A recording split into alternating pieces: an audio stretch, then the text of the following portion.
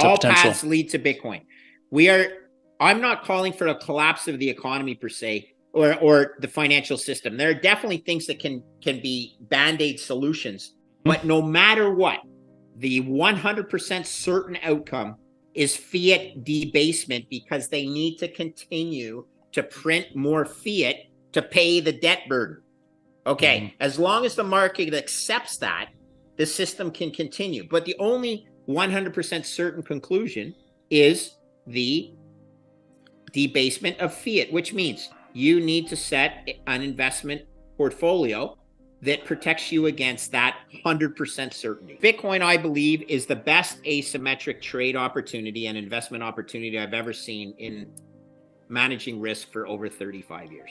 Greg Foss is a popular Canadian Bitcoiner and a former hedge fund manager. He has spent over 35 years in financial markets managing risks, and he believes Bitcoin is the greatest asymmetric opportunity he has ever seen in his entire career. Greg is certain of one thing: central banks are going to print more money. He argues we are coming dangerously close to the ultimate unraveling of the fiat Ponzi scheme. As debt has begun to get out of control, we are now at the point of no return. Governments are forced to print more money and keep interest rates low just to afford interest payments on their own debt. Greg argues that Bitcoin is the only viable insurance to prepare for this eventuality. Make sure to stick around to the end of the video, where Greg breaks down why he believes over time Bitcoin is heading to $2 million per coin in today's value. Also guys, if you want to stay most up to date on the crypto and Bitcoin world, make sure to subscribe to my daily 5-minute crypto newsletter. It gives the latest expert predictions, any breaking news, and top on-chain analysis all in a nutshell. Click the first link in the description to join over 40,000 others in becoming a better crypto investor right now. Now here's Greg Foss on why the current financial system is inevitably going to collapse. Well, the problem has always been the system, but the system itself has never been as levered as it is now. So what happens as you increase the leverage in the system, the frequency and severity of the downturns increase, okay? And so, but let's be clear, the fiat system has always been this way.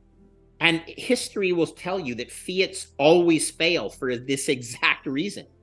Because they print money. In the times of the Romans, they clipped the edges of the coins and took out the gold and the silver from the coins. So fiat systems always fail. And we're just recreating that same problem in a modern age with central planning that is not just central planning of, let's say, the Roman Empire. It's the central planning of every single fiat country in the world, all operate on the same model. So we can blame the system. We shouldn't be surprised because those systems always fail. But then there's a great reset and you start fresh again. But the pain to start fresh is monumental.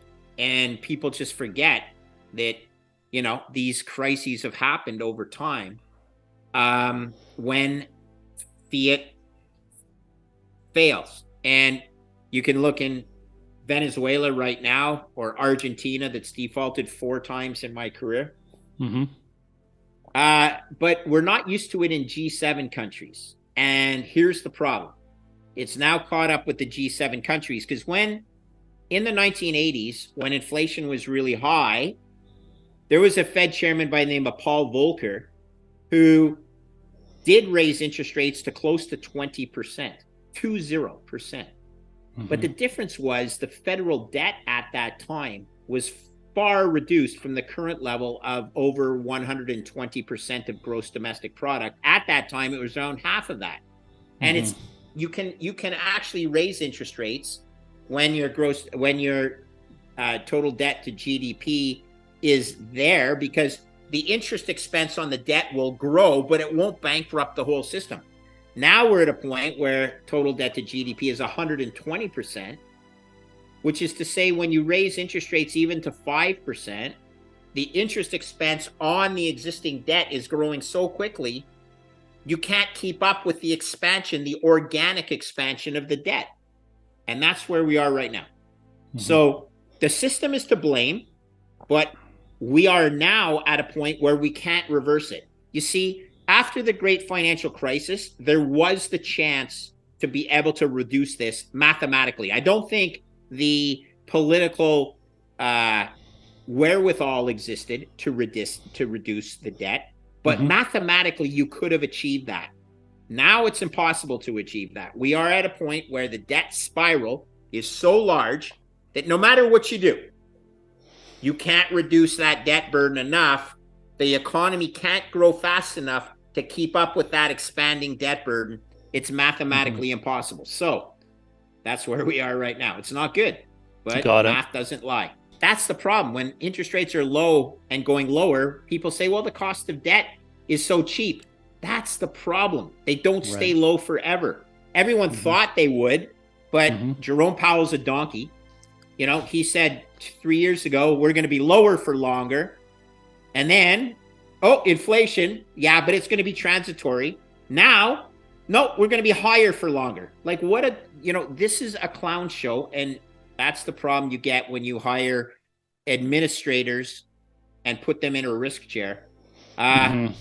So, yeah, we're not in a good spot right now, Ryan, but you have to be honest with yourself. That's the mathematics of it. Okay, I know. So let's not just talk about the best way to do is look at the entire world because it makes the math so easy. In the total world, total global debt, which includes all debt, sovereign debt, bank debt, mortgage, real estate, blah, blah, blah.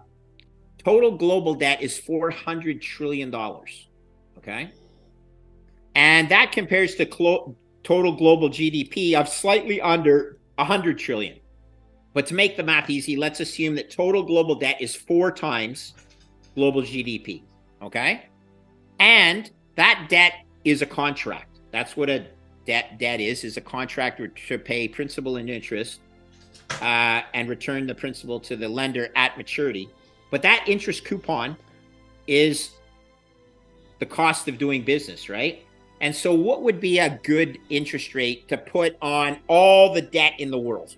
And I'll make it easy for you. I always pick 3%, which is very low because US 10-year rates right now are 3.35%. So assuming all the debt in the world is right around US 10-year, the cost of debt, that's a very generously low assumption, but stick with me. If your numerator, which is total global debt, and your tax base is your denominator, GDP, is it likely that your denominator is going to grow at 4 times 3%, which is 12% annually, to keep pace with the organic growth of the debt, just because of the coupon, right? No. Is global GDP going to grow at 12% forever? No, absolutely not even close. There is the definition of your debt spiral. You cannot keep pace with your tax base with the organic expansion of the debt because it's 4 times the size of the economy, and it costs you, as I pointed out, generously 3% annual. That is the debt spiral. And the error term to solve that spiral, print, baby, print. If I was 30 or younger again, yeah, you're up against it a bit, but maybe you don't actually have to buy that house that everybody always told you to aspire to, because what happens if you buy that house and the world goes to heck in a handbasket? You don't want to be bolted down to a fixed object like a house. If you can't get out of the country because you can't sell your house or whatever, I'm not saying everyone wants to leave Canada, but that is one of the considerations when you own a hard asset. You have to understand portability, liquidity, transferability, all the things. And if I was under 30, I would actually focus on accumulating a given percent of my net worth in Bitcoin. Because Bitcoin, I believe, is the best asymmetric trade opportunity and investment opportunity I've ever seen in managing risk for over 35 years. Totally different things, okay? So I actually believe Bitcoin to be incredibly unrisky. In fact, I believe Bitcoin is insurance. And since it's insurance against the fiat Ponzi, I advocate everybody needs to own some Bitcoin, or else they're actually taking higher risk by owning zero. Let's walk through that again. Yeah. You need to own more than 0% of your portfolio in Bitcoin, or else your portfolio is actually higher risk than if you had a proper portfolio allocation. Now, the proper portfolio allocation is going to depend on the age, the family obligations of the individual, the lifestyle choices. Like if you absolutely have to live in a house, then I'm not going to tell you not to live in a house, meaning or own your own house. If you have to, just because that's your personality, that's fine. Just understand some of the risks that come along with owning a hard asset that's a house. So all of this is to say everything changes with your age, your income, your family responsibilities, your personal risk tolerance, and your lifestyle desires. But don't own zero. Look, if you own zero Bitcoin at any age, you are doing it wrong. Okay? You're exposing yourself to more risk than if you actually had X% of your portfolio in Bitcoin. And generally, for the non-believers, go and get 5% of your portfolio in Bitcoin. I know it sounds like a lot, but it's not. You still have 95% of your portfolio in other stuff. And this 5% could literally go up 100-fold from here, which means that 5% turns into 500%, everything else being equal. That's beautiful. That's asymmetry. Asymmetric returns define careers or return opportunities define careers. So I have a price target on Bitcoin of over $2 million US per Bitcoin in today's dollars. I got to be real clear about that. In today's dollars, which again, given it's trading at 25,000, is plus or minus 100 times higher. Damn, that's a pretty decent friggin' return opportunity. So there's Greg Foss on the impending collapse of the fiat currency system and the potential of Bitcoin as a hedge against this eventuality. If Greg's prediction of Bitcoin reaching $2 million per coin in today's value has piqued your interest, remember that staying informed is key in the dynamic world of cryptocurrency. Don't forget to subscribe to my daily 5-minute crypto newsletter. It's your one-stop source for the latest expert predictions, breaking news, and top on-chain analysis, all condensed into an easily digestible format. Join over 40,000 others in becoming a more informed crypto investor by clicking the first link in the description. And most importantly, if you haven't already, please hit the like button, subscribe to the channel, and turn on post notifications to stay updated with the latest content. Anyway guys, hope you all enjoyed today's video and that provided you with some value. I'll see you all in the next one, and as always, all the best.